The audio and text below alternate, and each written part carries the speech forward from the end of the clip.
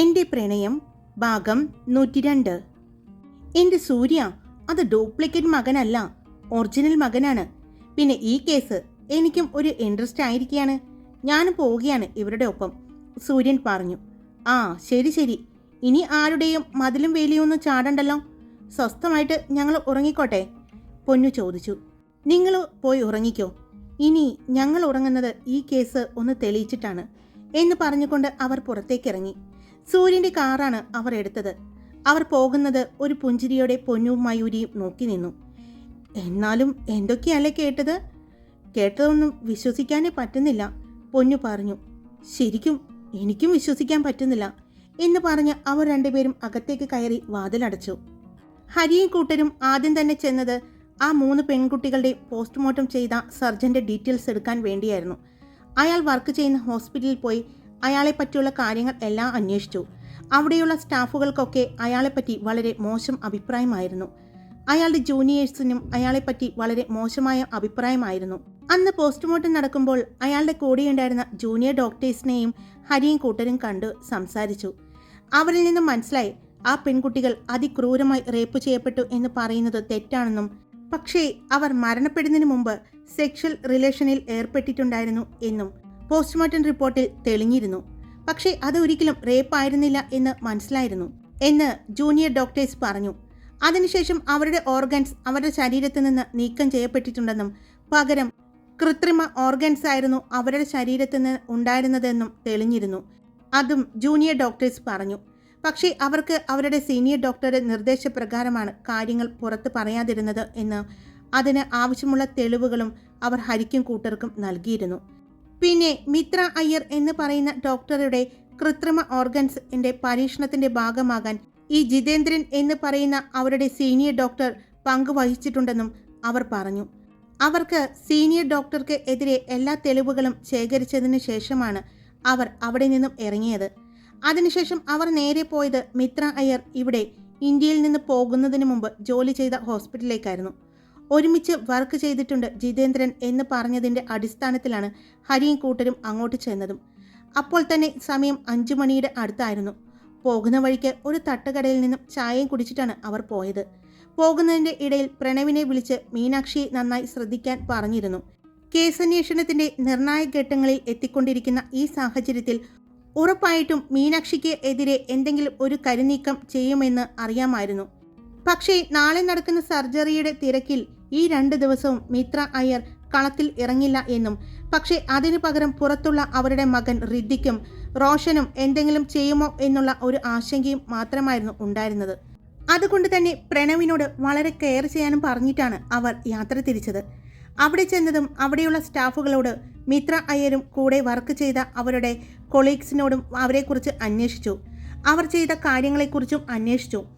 അവിടെ നിന്നും അവർക്ക് വളരെ മോശമായ അഭിപ്രായം തന്നെയായിരുന്നു മിത്ര അയ്യരെക്കുറിച്ചും ജിതേന്ദ്രനെക്കുറിച്ചും കിട്ടിയ വിവരം. ഇനി ജിതേന്ദ്രനെ നേരിട്ട് കാണാം എന്ന് തീരുമാനിച്ചു. ഹരിയും നവീനും സൂര്യനും കൂടി പോയത് ജിതേന്ദ്രൻ എന്ന് പറയുന്ന സർജന്റെ വീട്ടിലേക്കാണ്. അയാൾ വീട്ടിൽ തന്നെ ഉണ്ട്, പുറത്തു പോയിട്ടില്ല എന്ന് നികേഷ് പറഞ്ഞത് കൊണ്ട് തന്നെ അങ്ങോട്ട് പോയത്. അവർ ചെന്നപ്പോൾ തന്നെ നികേഷ് ഗേറ്റിന് പുറത്ത് നിൽക്കുന്നുണ്ട്. ആളകത്തുണ്ട് എന്ന് നികേഷ് പറഞ്ഞു. സമയം 7:30. ഹരിയും കൂട്ടരും ഗേറ്റ് തുറന്ന് അകത്തേക്ക് കയറി ചെന്ന് കോളിംഗ് ബെൽ അടിച്ചു. ഒരു പ്രായമായ സ്ത്രീയാണ് വാതിൽ തുറന്നത്. ഡോക്ടർ ജിതേന്ദ്രൻ? ഹരി ചോദിച്ചതും അകത്തുണ്ട്, ഒന്ന് വിളിക്കാമോ, ഒരു അത്യാവശ്യ കാര്യം ഉണ്ടായിരുന്നു. നിങ്ങൾ അകത്തേക്ക് വരൂ എന്ന് പറഞ്ഞ് ആ സ്ത്രീ അവരെ അകത്തേക്ക് ക്ഷണിച്ചു. അകത്ത് ചെന്നതും അവർ ചുറ്റുപാടും ഒന്ന് നോക്കിക്കൊണ്ട് അവിടെയുള്ള സോഫയിൽ ഇരുന്നു. ഇപ്പോൾ വരും, ആള് ഹോസ്പിറ്റലിൽ നിന്നും വന്നതേയുള്ളൂ, കുളിക്കുകയായിരുന്നു. അവർക്കുള്ള ചായയുമായിട്ട് വന്ന സ്ത്രീ പറഞ്ഞു. ഹോസ്പിറ്റലിൽ നിന്നും വന്നതേയുള്ളൂ എന്നോ?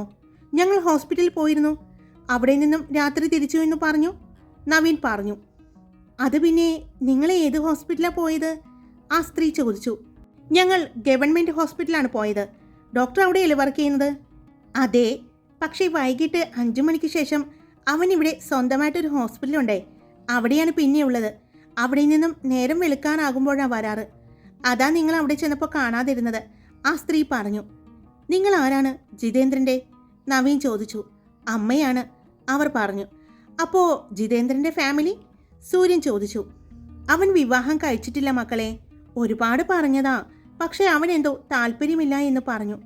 ഒരു പെൺകുട്ടിയെ പണ്ട് ഇഷ്ടമായിരുന്നേ. പക്ഷേ ആ പെൺകുട്ടി മറ്റൊരാളെ വിവാഹം കഴിച്ചു. അതോടുകൂടി പിന്നെ അവൻ വിവാഹം എന്ന് കേൾക്കുമ്പോഴേ അവന് ദേഷ്യമായിരുന്നു. പിന്നെ ഞാനും നിർബന്ധിക്കാതെയായി. അവർ പറഞ്ഞു. ആരെയാണ് ജിതേന്ദ്രൻ സ്നേഹിച്ചതെന്ന് അറിയാവോ അമ്മയ്ക്ക്? സൂര്യൻ ചോദിച്ചു. പിന്നെ എനിക്കറിയാം. ആ കുട്ടി ഇവിടെ വന്നിട്ടുണ്ട് ഒരുപാട് നാളുകൾക്ക് മുമ്പ്. ഞാനും ആ കുട്ടിയോട് ചോദിച്ചിട്ടുണ്ടായിരുന്നു എൻ്റെ മോനെ വിവാഹം കഴിക്കാൻ പറ്റുമോ എന്ന്. പക്ഷേ ആ കുട്ടിക്ക് ഏതോ ഒരു പയ്യനെ ഇഷ്ടമായിരുന്നു. പക്ഷേ ദൈവം എന്ന് പറഞ്ഞ ആളുണ്ടല്ലോ മക്കളെ, ആ കുട്ടിക്കും ആ കുട്ടി സ്നേഹിച്ച ആളെ കിട്ടിയില്ല. എൻ്റെ മോനും അവൻ സ്നേഹിച്ച പെണ്ണിനെ കിട്ടിയില്ല.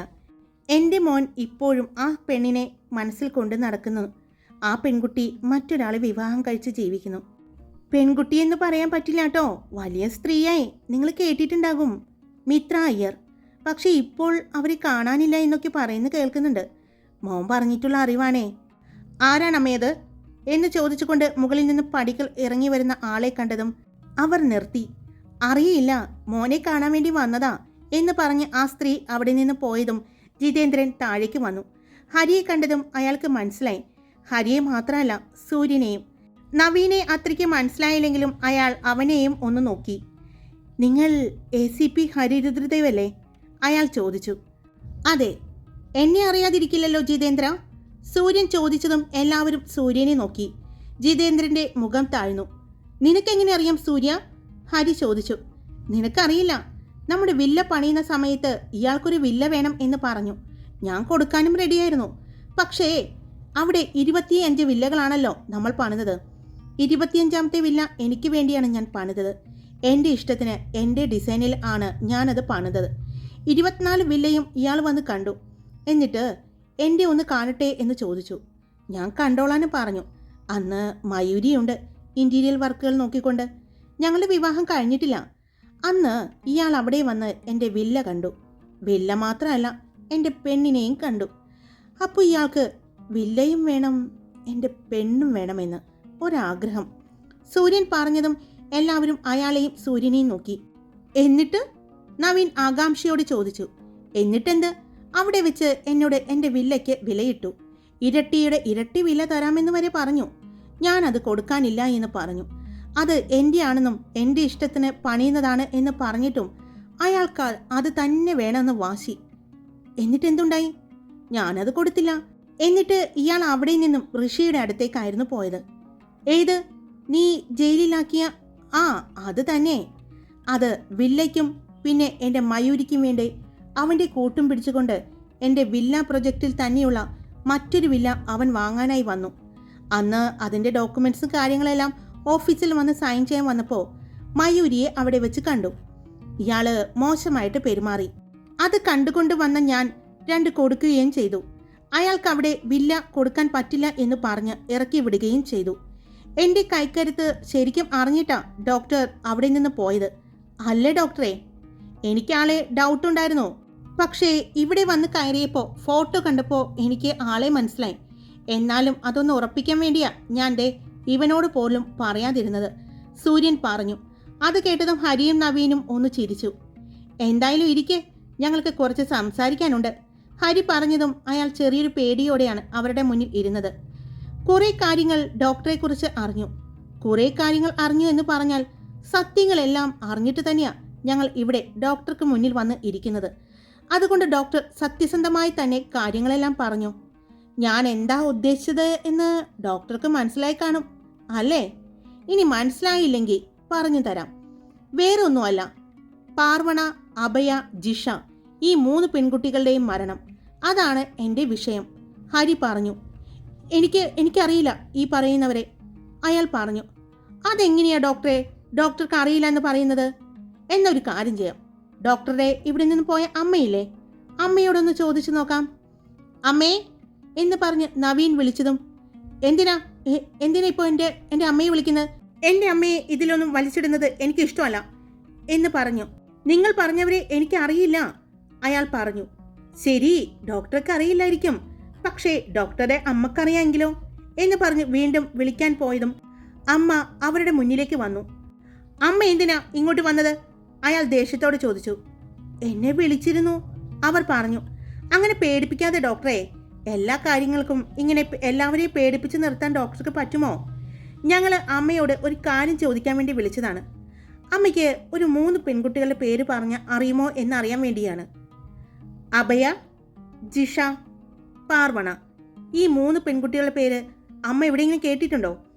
അത് ചോദിച്ചതും ആ അമ്മ എല്ലാവരെയും ഒന്ന് നോക്കി. പിന്നെ കേൾക്കാതെ ഇരിക്കുമോ? കുറേ നാള് എൻ്റെ മനസ്സിൽ ആ കുട്ടികളുടെ മുഖമായിരുന്നു. ഇവിടെ നിന്നും ജോലിക്ക് പോയാൽ പിന്നെ ഞാൻ കൂടുതലും TV കാണാറ്. ഞാനൊരു പഴയ അധ്യാപികയായിരുന്നേ. അപ്പോൾ ന്യൂസ് എല്ലാം നന്നായിട്ട് കാണും, പത്രവും വായിക്കുകയും ചെയ്യും. അതുകൊണ്ട് ആ ന്യൂസുകളെല്ലാം കാണുകയും കേൾക്കുകയും ചെയ്തതുകൊണ്ട് മനസ്സിൽ ഇപ്പോഴും ഇങ്ങനെ തങ്ങി നിൽക്കുകയാണ്, അവർ പറഞ്ഞു. എന്നാ അമ്മ പറ, എന്താ ആ കുട്ടികളുടെ ന്യൂസ് അമ്മ കണ്ടത്? 3 പെൺകുട്ടികളെ ക്രൂരമായി റേപ്പ് ചെയ്യപ്പെട്ട് മരിച്ച നിലയിൽ കണ്ടെത്തിയെന്നുള്ള ഒരു ന്യൂസ് അല്ലായിരുന്നോ? അവർ പറഞ്ഞുകൊണ്ട് ജിതേന്ദ്രനെ നോക്കിയതും. ആ കണ്ടോ ജിതേന്ദ്ര? അതിൻ്റെ പോസ്റ്റ്മോർട്ടം ചെയ്ത ജിതേന്ദ്രന് ഓർമ്മയില്ല, പക്ഷേ ന്യൂസ് കണ്ട അമ്മയ്ക്ക് അവരെ ഓർമ്മയുണ്ട്. അതെങ്ങനെയാ? ഞങ്ങൾ ആ പെൺകുട്ടികളെക്കുറിച്ച് കുറച്ച് ദിവസം മുമ്പ് കൂടി സംസാരിച്ചതാണല്ലോ. ഇവൻ ആരോടോ ആ പെൺകുട്ടികളുടെ കാര്യം പറഞ്ഞപ്പോൾ ഞാനത് കേട്ടുകൊണ്ടാണ് വന്നത്. ഞാൻ അവനോട് ചോദിച്ച് അന്ന് ഞങ്ങൾ സംസാരിക്കുകയും ചെയ്തതാ. അതുകൊണ്ട് അവന് ഓർമ്മയുണ്ട് അല്ലേടാ മോനെ? അവർ ചോദിച്ചതും ജിതേന്ദ്രൻ നിന്ന് വിയർക്കാൻ തുടങ്ങി. ഇനി അമ്മ പൊയ്ക്കോ, അമ്മയുടെ ആവശ്യം കഴിഞ്ഞു. ഇനി ഞങ്ങൾ അമ്മയുടെ മകനുമായിട്ടൊന്ന് സംസാരിക്കട്ടെ എന്ന് പറഞ്ഞുകൊണ്ട് അമ്മയെ അകത്തേക്ക് വിട്ടു. ആ അമ്മ അകത്തേക്ക് പോയി എന്ന് ഉറപ്പ് വരുത്തിയതിനു ശേഷം വീണ്ടും ഹരി ജിതേന്ദ്രൻ്റെ അടുത്തേക്ക് വന്നു. അപ്പോൾ നമുക്കൊന്ന് പുറത്തേക്ക് പോയാലോ? ഇവിടെ നിന്ന് വെറുതെ അമ്മയെ വിഷമിപ്പിക്കാൻ നിൽക്കണ്ട. നമുക്ക് പുറത്ത് പോയിട്ട് സ്വസ്ഥമായിട്ട് സംസാരിക്കാം. ഞാൻ പോയിട്ട് ഡ്രസ്സ് മാറിയിട്ട്. വേണ്ട, ഈ ഡ്രസ്സ് തന്നെ മതി, അതിൻ്റെ ആവശ്യമുള്ളൂ. അല്ലടാ ഹരി? സൂര്യൻ ചോദിച്ചതും ഹരി ചിരിച്ചുകൊണ്ട് അതേന്ന് പറഞ്ഞു. നവീൻ ജിതേന്ദ്രൻ്റെ കയ്യിൽ പിടിച്ചു. നമുക്ക് പോകാം. എൻ്റെ ഫോൺ. അയാൾ പറഞ്ഞതും ഫോണൊന്നും വേണ്ടാന്നേ എന്ന് പറഞ്ഞ് അപ്പോൾ തന്നെ അയാളുടെ കയ്യും പിടിച്ചുകൊണ്ട് പുറത്തേക്കിറങ്ങി. പുറത്ത് നികേഷ് ഉണ്ടായിരുന്നു. നികേഷ് വേഗം അവൻ്റെ വണ്ടിയുമായിട്ട് വന്നു. അതിൽ ജിതേന്ദ്രനെ കയറ്റി. ഹരി, അപ്പോൾ എങ്ങോട്ടാ? എൻ്റെ താവളത്തിലേക്ക് പോയാൽ പോരെ? സൂര്യൻ ചോദിച്ചതും മതിയെന്ന് പറഞ്ഞു. അവിടെ നിന്നും 3 കിലോമീറ്റർ മാറിയിട്ടുള്ള ഒരു വീട്ടിലേക്കാണ് കൊണ്ടുപോയത്.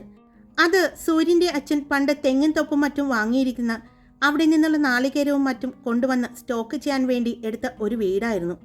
അതിനോട് ചേർന്ന് തന്നെ അവിടെയുള്ള ജോലിക്കാർക്ക് താമസിക്കാനും ഒരു നിലയുള്ള മറ്റൊരു വീടും ഉണ്ടായിരുന്നു. വലിയൊരു പറമ്പിലുള്ള ആ വീട്ടിലേക്കാണ് കൊണ്ടുപോയത്. അവിടെ ചെന്നതും ഒരു റൂമിലേക്ക് ജിതേന്ദ്രനെ പിടിച്ച് തള്ളി.